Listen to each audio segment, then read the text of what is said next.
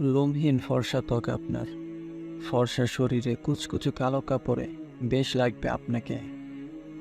তাই বাজারের সবচেয়ে দামি চোখ দাঁড়ানো কালো কাপড় নিয়ে বোরকা বানালেন। এই বোরকা গায়ে জড়িয়ে হাতে পায়ে মোজা পরলেন, চোখ দুটোকে কাজল দিয়ে রাঙালেন, একটু পারফিউমও লাগালেন। বোরকা টাইট ফিট হওয়ার কারণে শরীরের আকার বেশ স্পষ্ট হয়ে ফুটে উঠেছে। বেরিয়ে পড়লেন শপিংয়ে, কোমর দুলিয়ে হাঁটতে লাগলেন, যেন কোনো এক হোর পৃথিবীতে নেমে এসেছে। নাউজুবিল্লাহ। যুবক বৃদ্ধ সবাই আপনাকে আর চোখে দেখতে গিয়ে শত শত হার্টবিট মিস করছে। আপনার পারফিউমের স্বর্গীয় গ্রান মাতাল করে দিচ্ছে সবাইকে।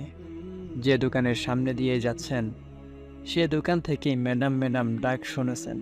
আপনি ঠোঁট বাঁকিয়ে ভাইয়া ভাইয়া বলে জিজ্ঞেস করছেন আপনার কাঙ্ক্ষিত ড্রেস আছে কিনা।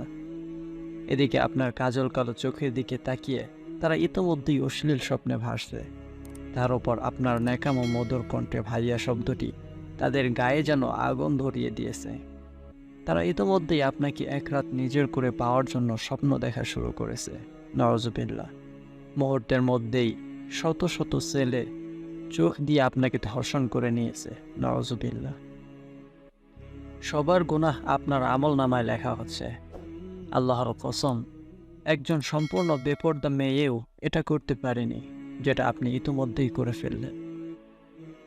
অথচ আপনি সরই পর্দা করেন বলে মনে করেন। না বোন, সরই পর্দা তো এটা নয়, এটা আল্লাহর হুকুম সরই পর্দাকে অপমানিত করা।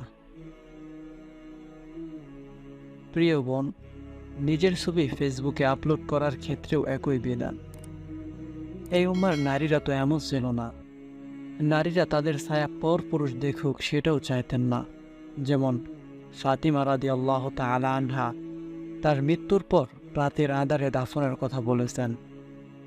তার কবরও সঠিকভাবে জানা যায়নি। কেউ যেন তার কবর দেখে আন্দাজও করতে না পারে কতটুকু লম্বা চওড়া ছিলেন তিনি। তাদের আত্মমর্যাদা আর আমাদের আত্মমর্যাদার মধ্যে কত তফাৎ।